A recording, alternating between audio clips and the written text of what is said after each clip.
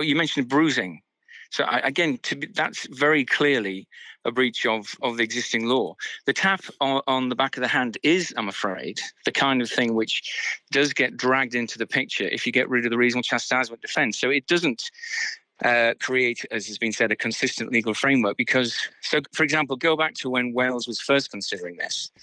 Wales was against the smacking ban before it was for one, and the children's minister explained that removing the reasonable chastisement defence means that a parent who wrestles an uncooperative toddler into a car seat in order to get them to go somewhere would be engaging in something which would be considered assault. That was the children's minister explaining that. So this is the problem. It doesn't create a new consistent legal framework.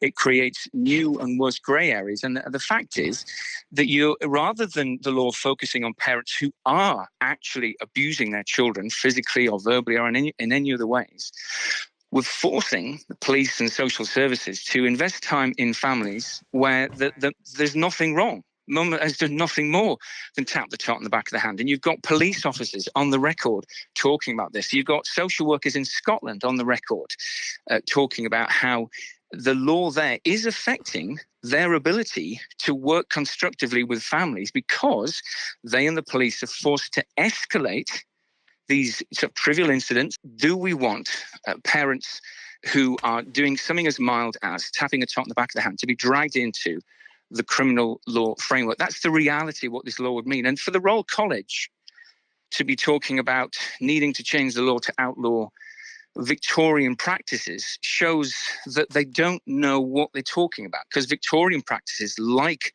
beating are outlawed already. And so, again, they have to answer the question, what is going to be the real world effect of the change that they want? In Scotland, when they changed the law, they issued guidance saying that if you did see a parent tapping a tot or whatever, you had to dial 999. So this is the problem. We're escalating these incidents that are clearly non-abusive, artificially putting them in the category of abuse. And I don't think that's good for kids, for their parents to be treated as child abusers when their parents are not child abusers.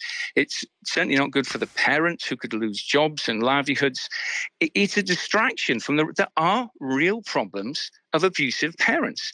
And we're struggling. We don't have the resources to deal with the cases that we do know about.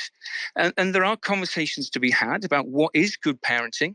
I mean, how to talk to a child. Let's be honest about this. Much of the harm that adults or rather the mental health issues that adults experience later in life can often be more to do with how their parents spoke to them than whether they tapped them on the back of the hand. And so we're not going to criminalize parents talking to their kids, but we do need to have a public conversation with parents about the way that they talk to their children